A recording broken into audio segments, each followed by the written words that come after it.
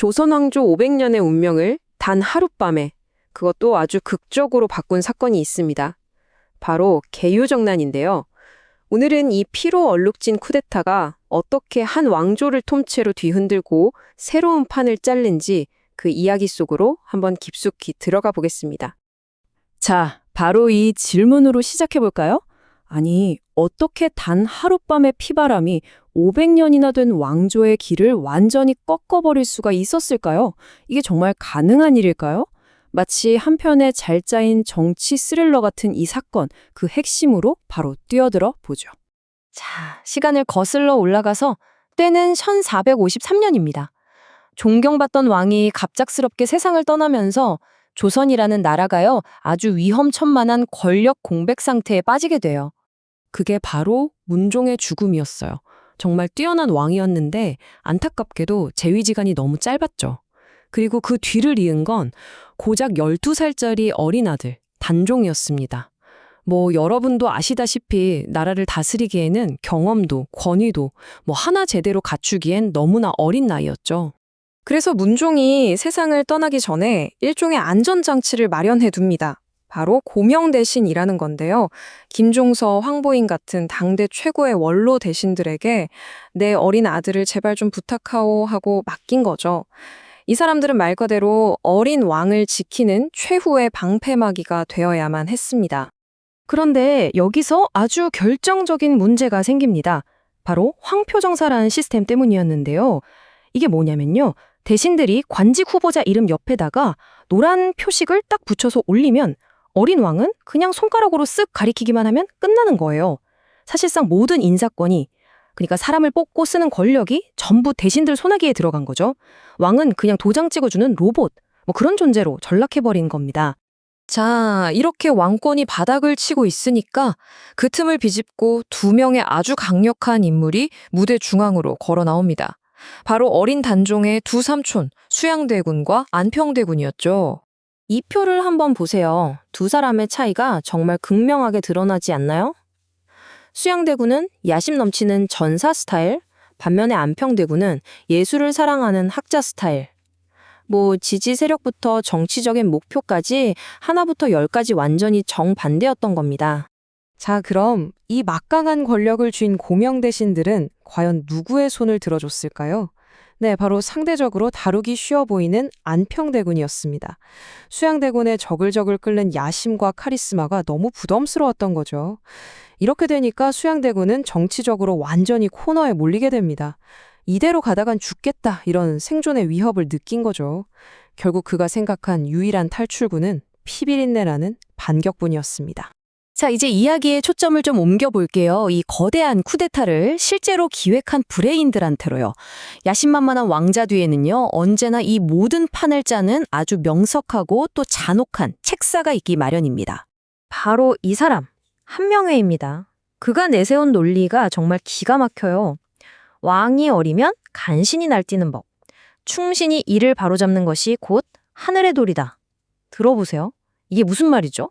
자신들의 쿠데타를 단순한 권력 찬탈이 아니라 나라를 바로 세우는 정의 구현으로 포장해버린 겁니다.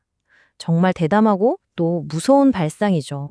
한명회 같은 시나리오는요, 정말 치밀하고도 잔혹했습니다. 먼저 죽일 사람과 살릴 사람을 구분할 리스트, 바로 그 유명한 살생부를 만들고요. 그리고 거사를 실행할 30명이 넘는 정예 무사들을 포섭합니다.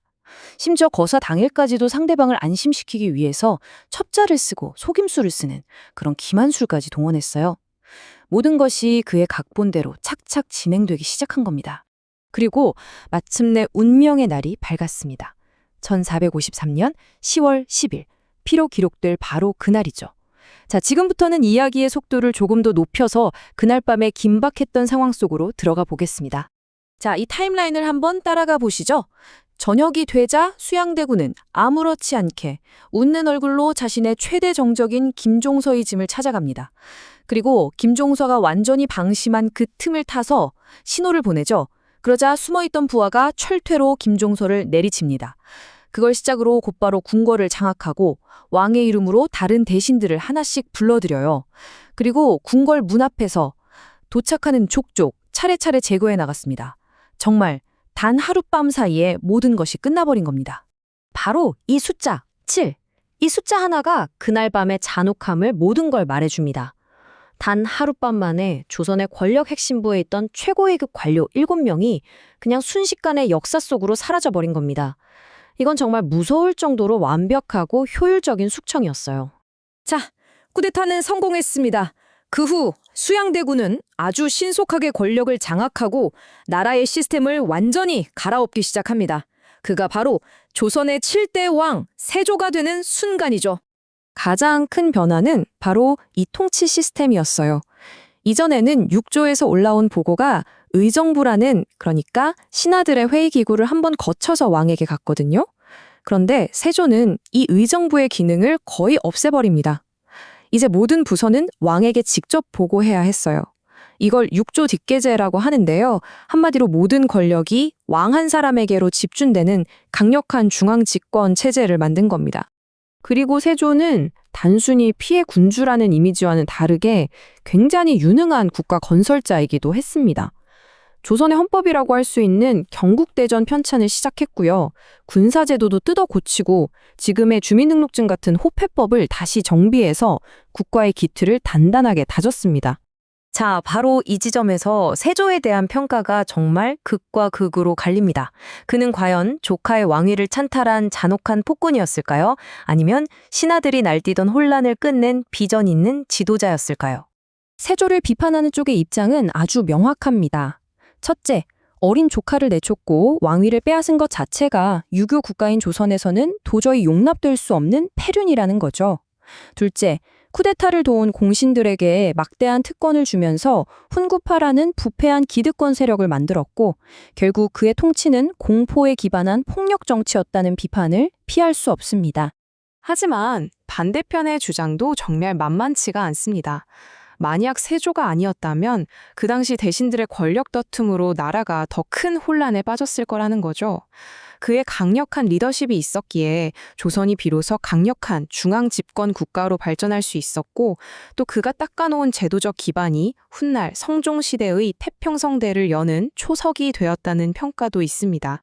정말 흥미로운 지점은요, 이 계유정난이라는 사건 하나가 조선 정치의 지형도를 완전히 바꿔놓았다는 사실입니다. 쿠데타를 지지했던 기득권 세력, 훈구파가 생겨났고요. 또 이들을 도덕적으로 타락했다고 비판하면서 새로운 정치 세력, 살인파가 등장하게 되죠. 이 두 세력의 대립과 갈등은 이후 200년이 넘도록 조선 정치의 가장 핵심적인 구도가 됩니다. 오늘 이야기의 마지막은 여러분께 이 질문을 던지면서 마무리하고 싶습니다.